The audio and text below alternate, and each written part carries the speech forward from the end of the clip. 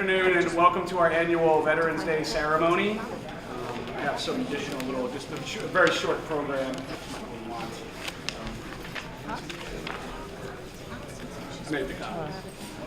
We're a little bit of a victim of weather here. There's two simultaneous Veterans Day ceremonies happening. So many of the veterans who usually attend are outside with the students from the hammocks. So after our ceremony is over, it is very brief. We're going to ask folks to kind of head out there, and hopefully the young people, I think from Bill Darcy's class, are out by the, and Pedro Vega's class are out by the Kemper Memorial. So that's we'll kind of end our ceremony by heading out there. But we want to start our ceremony, as we should start these kind of things, with the national anthem. So I present you in treble under the direction of Dina Madden, and if you would please rise.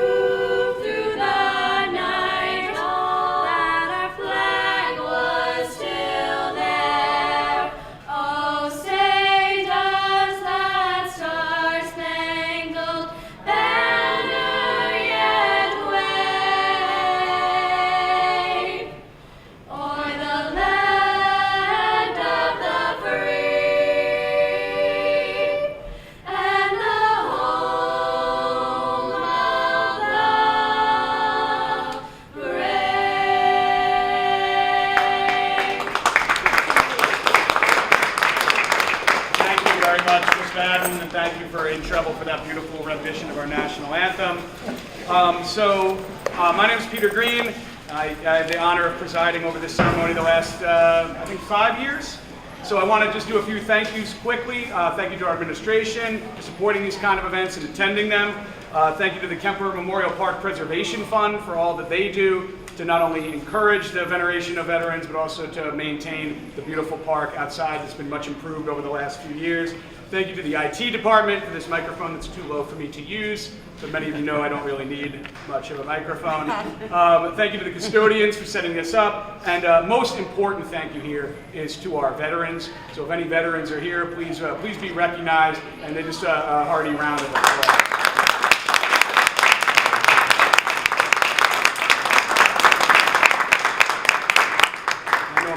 Some people here have active duty members in their family. I think Dr. Shaps, your son is on deployment currently, or he just so that's much thanks to the family sacrifice as well for coping with that.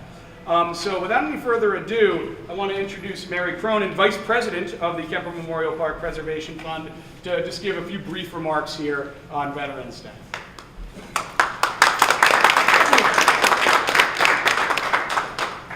I too don't really need the microphone. It's an honor for me to stand here today just to say a few words about Veterans Day. For those of you who may not have been here with us in the past few years, this memorial case behind me honors Mamaroneck, Larchmont, and Rhinebeck students killed in Vietnam from 1965 until 1971. This showcase was created in the spring of 2012, inspired by the desires of one Vietnam veteran, Sal Tickley, who was trying to honor his friend, David Porterfield. Sal, through a series of events that we really still don't actually understand how, had received copies of David's medals from the Department of the Navy. Sal spent a lot of time trying to contact David's sister because he didn't know if Pam had David's medals. They got in contact, you know, she assured him that she had David's medals, and then Sal didn't know what to do with David's medals. So he said, I'm gonna call the high school. So he called the high school and he got Liz Klein, our new principal. And Liz called me and said, I have this guy, Sal, could you talk to him? Thus began a very interesting, winding friendship that 6 years later, we have this, okay? This started out with 12 names. That's all we had were names and one picture of David Porterfield. Today, because of the work of Don Keene and Joe Liberti and his AP Gov students, we have all 12 pictures and bios on all 12 of these men. This means the world to me personally. Billy Collins, Poet Laureate of the United States from 2001 to 2003, wrote a poem after 9/11. His poem after 9/11 was called The Names. It was written to honor the 2,996 individuals who died on 9/11. He emphasized in his poem the importance of specific names. Very often when we deal with large numbers in disasters, we fail to recognize that these are individuals. So too with us. It's not the number 58,220 that died in Vietnam. It's that each of them had a name that they answered to. For me today, standing in this space, it's an opportunity to say thank you. Thank you to Lance Corporal Harold Henry Schock, Corporal Edgar Brown Burchell, Corporal Robert D. Roberto, Hospital Man David Edward Porterfield, Major Daniel James Keating Jr., Lance Corporal Ernest James Hill, Staff Sergeant Richard Allen Western, Private First Class Anthony Philip Agar, Private First Class Vito Vitro, Spec 4 John Batterson Jr., Second Lieutenant Martin Jerome Keogh, and Airman First Class Daniel Martin Brown. I was a teenager during the height of the Vietnam War and saw this country go through tumultuous changes regarding public attitude towards the war. As a nation, we seemed unable to untangle our feelings for the politics of the war from our feelings from those who served. Often, these men and women came home to a nation that did not know how to respond to them. In March of 1973, the last combat troops were withdrawn from Vietnam. There was no parade to welcome them home. Over time, as the United States became more involved in other conflicts around the world, there was a noticeable shift in sentiment. Our attitude of gratitude began to extend to all those who served this country, regardless of our political affiliation. We once again reminded ourselves that we enjoy the freedoms that we have because they are willing to serve. So today, when given the opportunity to say thank you to a veteran, we must seize it. Being grateful on Veterans Day and Memorial Day, and maybe even the 4th of July, really isn't enough. Gratitude's a funny thing. If you don't practice expressing it, you might forget that you feel it. Thank you.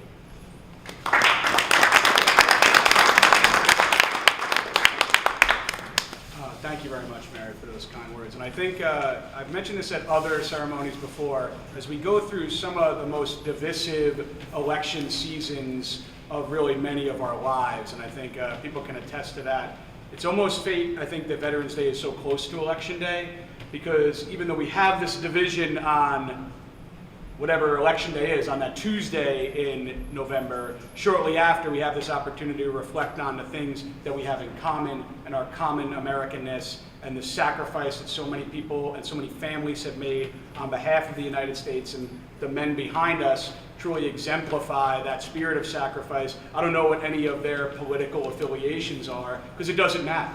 What matters is that they sacrificed for their country, and they made the ultimate sacrifice on behalf of all of us and our freedoms and the opportunity to cast a ballot every election day. So as I said, it's always a brief ceremony, but a really important one. And if we could go outside and kind of see it, the middle schoolers are out there, and kind of check in on that. And thank you all for coming. And most importantly, thank you to those who have served our nation, and especially to those who have made the ultimate sacrifice. Thank you for coming today. Before you go, I just want to say there are other ceremonies, and we have the M&Ms. You want to talk about your M&Ms? Yeah. My name is Bruce Northrup. My wife Jan is president of the Kemper Memorial Park Preservation Fund. She's outside, but she asked me if I wouldn't mind telling the story, the World War II story about the M&Ms. It turns out that we all have heard stories about the arduous conditions under which our soldiers fought during World War II. One of the treats they had was getting chocolate when they were in the field. The problem with the chocolate was its shelf life was very short. It didn't travel well. It melted. It melted in your hands.